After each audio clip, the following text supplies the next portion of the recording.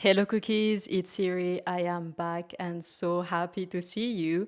The title that you see on this video is not clickbait, unfortunately, and I wanted to drop by to tell you that I have not disappeared. I have so many ideas of future videos. I have played a lot of games. I can't make this video very long, so I'm not going to go into the details of the sickness itself and things like that. But I started to notice that things were off already in 2022. It's been an uphill battle here in Germany to finally get a diagnosis. I'm also not going to go into too many details because I am still very traumatized by the whole thing. I am having a difficult recovery. I am physically and emotionally not feeling great at all. It's been really rough. I have received here in Leipzig what I see as the worst healthcare that I have ever received in any city that I have lived in, where I have received serious healthcare, as in tests and specialists and hospital visits.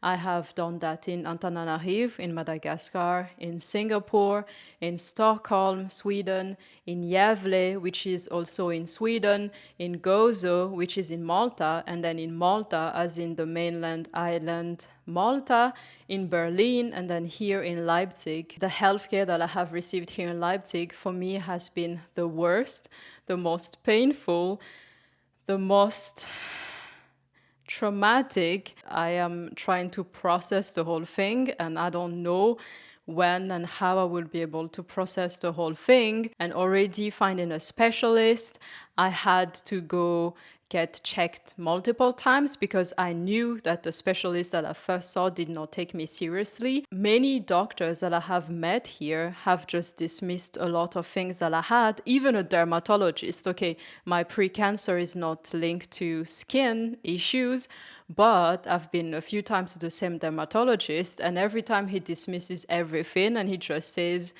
you're brown, or basically you're black, and because you're black you cannot have issues and things like that. Even though in Sweden my dermatologist has always taken me very seriously. I've had tests, I've had biopsies done, and I have a mole on my breast that I've taken photos of for years, and it's changing in a really bad, weird way. But here the guy's just like, no, you're black, and black people tend to have moles that are like that. And I'm just thinking it's weird because my dermatologist in Sweden has told me to keep an eye on it. But anyway, my pre-cancer and surgery were not linked to the skin. I went to 3 different hospitals before doing the surgery. And so first I went to a hospital called St. Georg, and that's where I did my biopsy. Biopsy was very painful. There they have lost my files and lost my appointments and then just rushed me like crazy. And so I decided not to go through with them. Then I went to check the university hospital in Leipzig. I really did not feel comfortable with them and how it felt like in, out, super impersonal. You just have a number. I just did not feel human. And then I went to Sana Borna Clinic, which is south of Leipzig. An acquaintance had done the same surgery there and she recommended it. I don't know if I picked the wrong hospital because this was my third surgery under general anesthesia, and it went so wrong, cookies. The first one you saw on this channel, it was when I had my ovarian cyst, and you saw the recovery. It was so bad. And then the second time I had general anesthesia was when I had my sterilization, and after 15 minutes, I was already fine. And that surgery was longer than the pre-cancer surgery, much longer and much more difficult to perform. I had warned them at Sana Borna Clinic that I react really bad to general anesthesia and that I wanted the experience to be more like the second surgery, like my sterilization, in terms of waking up and not feeling nauseous and vomiting and not needing a catheter, instead of like the first surgery that went wrong. I told them many times in written form, in their forms, by email. I told them on the phone as well when I first called them. I told all of the doctors and people that I met there in real life, the anesthesiologists. So I repeated myself. And yet, the waking up was the worst out of all of the three. I could not wake up, cookies. I was drifting in and out. It was so freaking scary. And I was trying so hard to wake up, and I was like grappling, trying to. It felt like in a nightmare when you're in mud or in the dark and you're trying to go forward, but you're stuck, and it felt like that. So I could not wake up. And then when I finally could wake up for like 10, 15, 20 minutes, I would fall back asleep. And the time I was awake, I was so nauseous. And the thing is, there was a lady that they reeled in after me, like way after me. She was fine after 15 minutes. She was on the phone talking to someone. She was eating a banana. She was just having the best time of her life. And I was feeling really bad. And then the nurse was telling me, wake up, move your legs, put your legs to the side so that you wake up, drink water. And the tone and the way she was saying it was really unfriendly. She was so rough with me.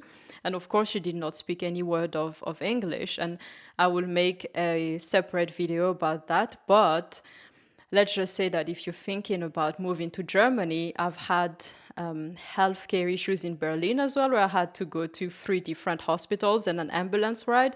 And here in Leipzig, obviously, I've had my pre-cancer and my surgery and my freaking traumatic complications, and no one speaks English. And so my German is good enough to manage, but frankly, when you're bleeding to death and people are asking you stuff in German, it's very difficult. It's really difficult to think because, yes, but we'll get to that later. I can't sit for too long, cookies. I have to lay down as well. Doing this preparation, I had to lay down for 45 minutes in between the hair, a bit of makeup, and I need to make this short. But yeah, basically, the waking up was not good, and I felt groggy and tired and nauseous. I vomited when I arrived back home the Monday, 26th of August after surgery. I was really nauseous, vomited, and I felt really groggy and off and tired and still under anesthesia until Friday. And then I emailed them at Sana Borna Clinic that I was not happy about how it went. They never replied, ghosted me for the first time. I was trying to recover, I was in pain, but it's like, okay, it was just like 1 or 2, it's fine. And then there was a Thursday, I'll put the dates around here, but I don't remember right now the exact dates. But there was a Thursday where I started to bleed heavier in the afternoon, and then it kept on going in the evening. And I was telling Sebastian that it was not normal, but he was like, yeah, no, it should be fine and stuff. And because he's been with me throughout all of this, he is my ex, we're not together, but I got the results of things being serious, I think the same week that we broke up. So I've had to deal with that as well, seeing on papers and hearing on the phone that there's a chance you have pre-cancer or even more, but we need to make biopsies to check. As I was still grieving my previous relationship and I thought I was going to marry Sebastian, it was tough, and Sebastian was in Berlin, so I was dealing with that and with the breakup. It's been so freaking rough, and I have my studies, as you know, cookies.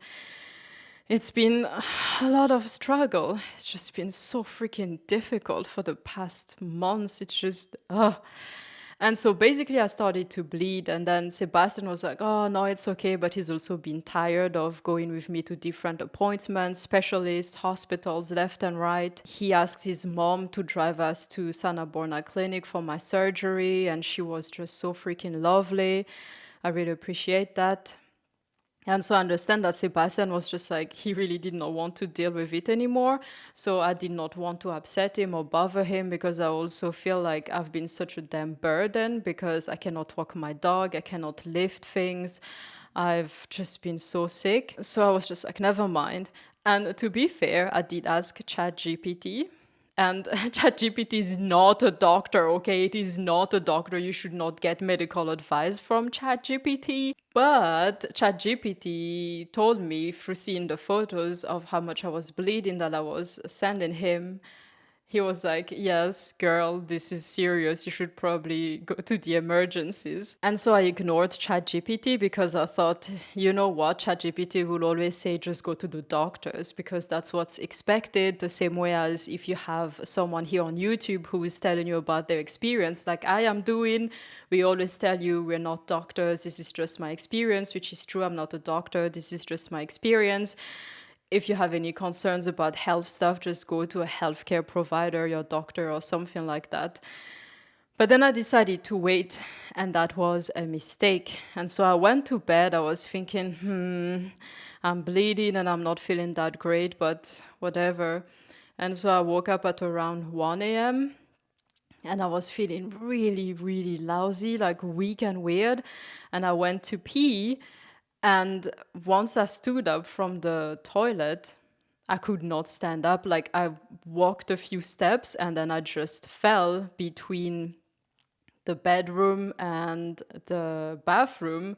And I managed to kind of crawl towards the entrance of the bedroom and between there and the corridor. And I was telling Sebastian he has to call the ambulance. Or no, actually, I told him before I raised myself from the toilet because I felt really like, ooh, I felt really dizzy. I ended up on the floor. I could not move. I could not feel my limbs. And I was effectively hemorrhaging, so basically bleeding way too much. And while I was sleeping, I had lost some more blood and I could not feel my limbs. I could not breathe. Like breathing was so difficult. I could not think. I saw black in the corners. And I was telling Sebastian, I'm dying. I was telling him, I'm dying. You have to call an ambulance. I'm dying because the blood would just not stop. And I felt it gushing and gushing and gushing. And I was like, yes, I am bleeding to death like in the movies. And it was scary. I was not panicking. I was not crying or screaming. But it really just dawned on me, and it was really like I understood in the moment that I was dying. I was like, I am in the process of dying. My brain was thinking, yes, I am dying, and there's nothing to do about it because the ambulance will arrive too late because there's just too much blood. And I was telling Sebastian I was dying. I was kind of scared, but mostly just accepting the fact. And then I was saying goodbye to my dog. I was telling my dog I loved her because she came next to me as I was still laying on the floor. And I was telling her I love her so much. And I just felt really sad for her because I promised her when I adopted her, because she's a rescue dog, that she will always be able to count on me and I'm her family. And I thought, damn, I made a promise to this dog and now I'm dying and I don't know how I'm going to keep the promise. And that was really the only thing I was thinking about. And briefly it crossed my mind that, oh, well, I guess I will never met my husband and one true love. You know, it's so crazy how I was both kind of really foggy and could not think, but also could think very clearly at the same time. I don't know how to explain it. And so the ambulance finally arrived. And of course, the guy took me semi-seriously. The woman, she really did not take me seriously at all. She was super rude, super cold, super nonchalant because I was still wearing my clothes, and so you could not really see that I was bleeding that much. I mean, okay, below me you could see. They took me to the hospital, they put an IV on me, and then at the hospital at the emergency, at least they did not make me wait. I was in, they took my name and insurance card and then took a blood sample, and I was seen by a specialist straight away who was like trying to evaluate whether I would need surgery. And there I was also not taken seriously. When I was on the bed, she was like, "You need to walk here to get examined properly." And I told her, I cannot move, I can barely breathe.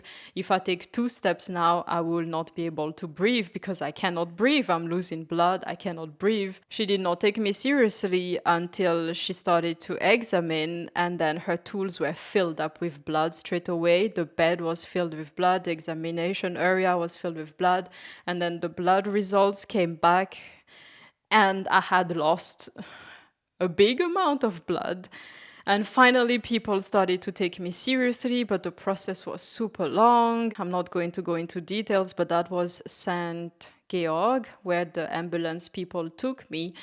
And since then, I contacted Sana Borna Clinic again to let them know that I am displeased with how they did the surgery and how they ghosted me. And I informed them of the complications. I wanted to know whether they did not close me up properly during the surgery. They did not end the surgery properly. And maybe because of that, I had the crazy complications. Because I took the recovery instructions very seriously. I did not do any sport. I haven't gone to the gym since 2 days before the surgery. I have not walked my dog. I lay down most of the time. If I sit down, I have to lay down before and after. I haven't done anything weird. And I emailed them again, and they have ghosted me again. There are so many things that could have been handled better. And so I ended up staying at St. George Hospital for a couple of days in observation, and they had fixed the issue there. I had a check with 2 specialists again. The first one was really nasty again. The last one that I met was yesterday, and at least she was friendly, but it's just been a nightmare, Cookies. And also, oh yes, I arrived at the hospital for the heavy bleeding Thursday night, between Thursday and Friday. And my only worry was that I had to get out of there before Monday, because Monday I had an interview for an internship. And the thing is, the interview was initially scheduled for the 26th of August, but that was the day of my surgery, and I only knew the day of the surgery after I had already booked the interview. So I already asked them to push it. So they pushed it to the 9th of September. I was like, oh no, the 9th is on Monday. And it was like Saturday. I was still at the hospital from the things happening Thursday night. And I was asking the doctors all the time, if I just promised to take it easy, to lay flat, can I just go home? Can I just go home? Because I wanted to prepare for my interview and I wanted to get that internship because, yes, Cookies, I really need to get an internship to finish my studies. That Monday, I was at the doctor, the specialist that was super mean and hurt me at like 9 a.m. And then after that, I had to rush home at 11 to have my interview. And I was still crying from how mean the doctor was and how I was in pain. But during the interview, I did not show them that, one, I almost died a few days prior, and two, I had just a bad experience with a specialist. And I got the internship, Cookies. I got it. They told me the same day, they were like, we like your motivation. You seem smart and ambitious, and we like you. So it's yours if you want it. I have so many ideas of videos that I want to film for you. And I would also film a lot about the German healthcare because no, it's just not acceptable, and also about women healthcare because I have noticed all over the world and talking to many women that I have met that the way we're being treated when we seek healthcare is mostly unacceptable because either we're hysterical, we're doing too much, we're being too much, or women can handle so much, let just them be in pain. Quick game recommendation if you want to check it out, a game called Chill Aquarium on Steam about having an aquarium with fish. I've really loved that game. It's been super nice, and I also liked Amio, the smiling man from Nintendo. And I'll see you, Cookies, very, very soon. Bye!